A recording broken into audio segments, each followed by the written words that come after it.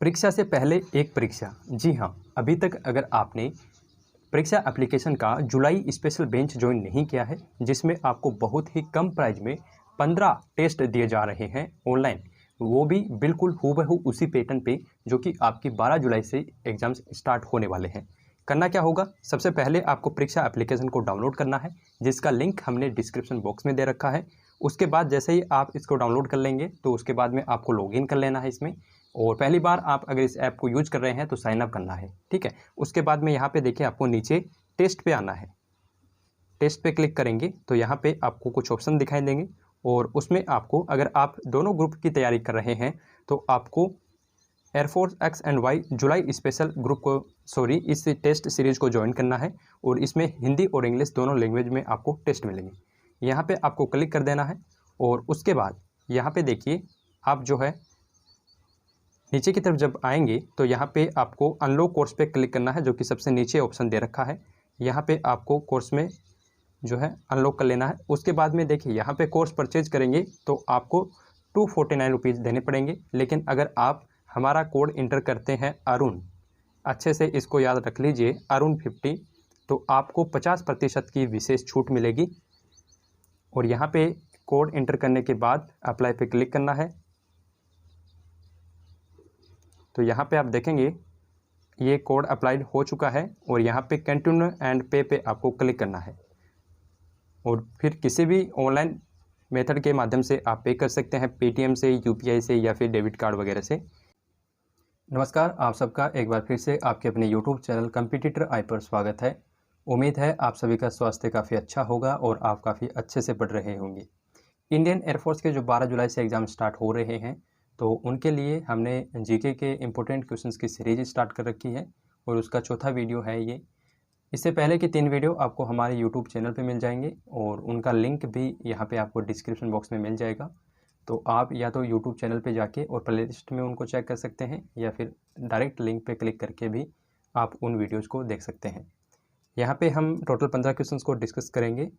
पहला प्रश्न है आपका, निम्न में से यहाँ पे कहाँ है, निम्न में से कहाँ प्रथम बौद्ध संगीति हुई थी, ये प्रश्न आपसे पूछा गया है।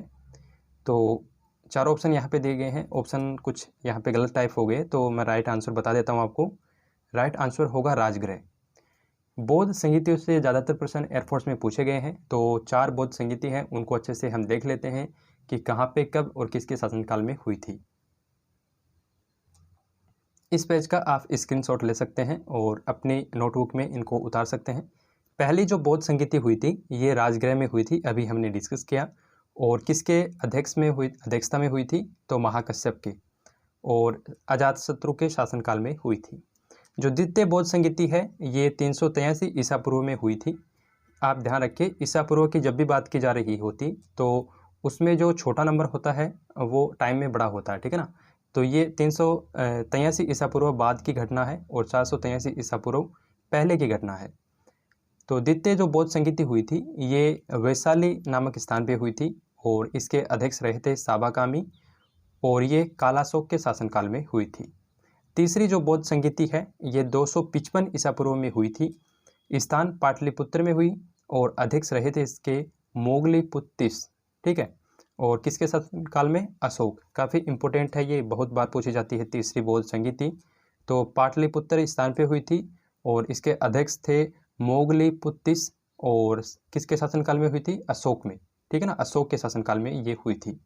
चौथी जो बौद्ध संगीति है और अंतिम बौद्ध संगीति ये कुंडलवन में हुई थी, और इसके अध्यक्ष थे वसुमित्र, और किसके शासनकाल में, कनिष्क के शासनकाल में।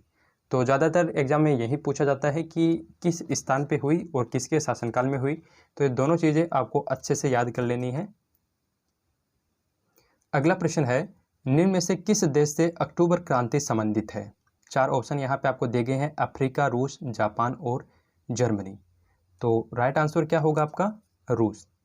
देखिए इसका नाम अक्टूबर क्रांति है, लेकिन ये हुई कब थी, 6 नवंबर 1917 को, ठीक है। तो ये भी आपको याद रखना है कि 6 नवंबर 1917 को अक्टूबर क्रांति हुई थी, जिसका संबंध रूस से है।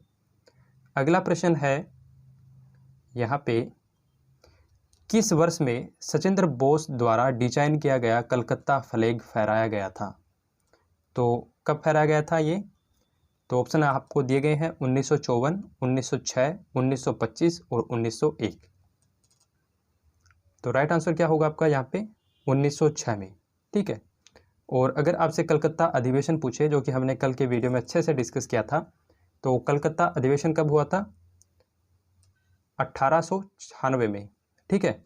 और कलकत्ता में हुआ था। इसके अध्यक्ष कौन थे? तो जो आपके इसके अध्यक्ष थे वो मोहम्मद जो है रहमतुल्लाह सयानी थे। और इसमें पहली बार जो है हमारे राष्ट्रगीत को गाया गया था। तो इसलिए काफ़ी इम्पोर्टेंट है, ये भी आपको याद रखना है। अगला प्रश्न है, पृथ्वी की चुंबकीय विषुवत रेखा दक्षिणी भारत में कहाँ से होकर गुजरती है? तो 4 ऑप्शन यहाँ पे आपको दिए गए हैं, आगरा, कोची, केरला और चौथा ऑप्शन है त्रिवेंद्रम। तो राइट आंसर क्या होगा? त्रिवेंद्रम। जो पृथ्वी की चुंबकीय विषुवत रेखा है ये त्रिवेंद्रम से होकर गुजरती है। अगला प्रश्न है, भारत देश में विभिन्न भागों में कितनी अलग अलग बोलियां हैं? तो 4 ऑप्शन आपको दिए गए हैं, 894, 744, 844 या 841। तो भारत में अलग अलग कितनी बोलियां हैं टोटल? तो राइट आंसर क्या होगा? 844। अगला प्रश्न आपको दिया गया है कि कौन सा शहर भारत का औसत समुद्र तल मापता है? यानी भारत का जो औसत समुद्र तल है वो कहाँ से मापा जाता है? तो ऑप्शन 4 है, चेन्नई से, दिल्ली से, मेरठ से या फिर पंजाब से। राइट आंसर क्या हो जाएगा? चेन्नई से। इसे हम MNS चेन्नई भी बोलते हैं। ठीक है। अगला प्रश्न है, किस वर्ष में मताधिकार की आयु 21 से घटाकर 18 वर्ष की गई थी? तो मताधिकार की आयु जो है वो 21 से घटाकर 18 कब की गई थी?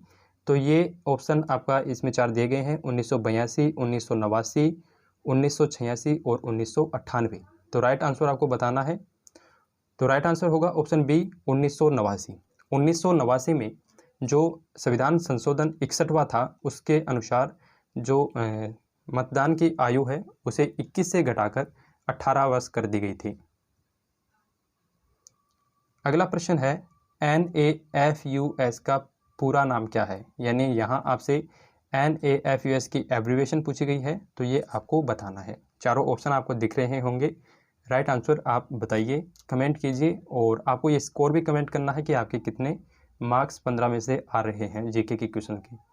ज़्यादातर जीके के क्वेश्चन 7 से 8 पूछे जा सकते हैं, लेकिन हम 15 की सीरीज स्टार्ट कर रहे हैं और यहाँ पे टोटल 400 क्वेश्चन हम डिस्कस करेंगे। अगर आपने इन 400 क्वेश्चन को अच्छे से पढ़ लिया तो इनसे बाहर कुछ जाने वाला है नहीं। तो राइट आंसर क्या होगा यहाँ पे? National fund for unorganised sector. ठीक है। तो राइट आंसर यहाँ पे क्या होगा आपका? ऑप्शन क्या है? National fund for unorganised sector. जो आपका असंगठित क्षेत्र होते हैं तो उनके लिए जो मद होता है, जो उनके लिए जो फंड होता है उसे क्या बोलते हैं? NAFUS। अगला प्रश्न है, कौन सा महाकाव्य विश्व का सबसे बड़ा महाकाव्य है? 4 ऑप्शन आपको दिए गए हैं, रामायण, रामचरितमानस, कृष्ण लीला, महाभारत। तो राइट आंसर क्या होगा? महाभारत। ये एयरफोर्स में पूछा गया था 2018 के एग्जाम में।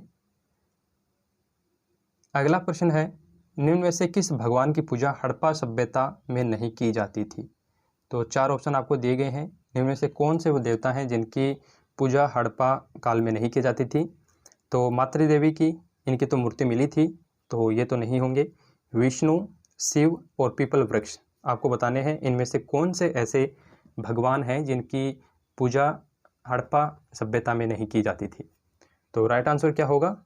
Option B, Vishnu. अगला प्रश्न है, हमारे शरीर में पित्तरस बाइल कहाँ पे पाया जाता है?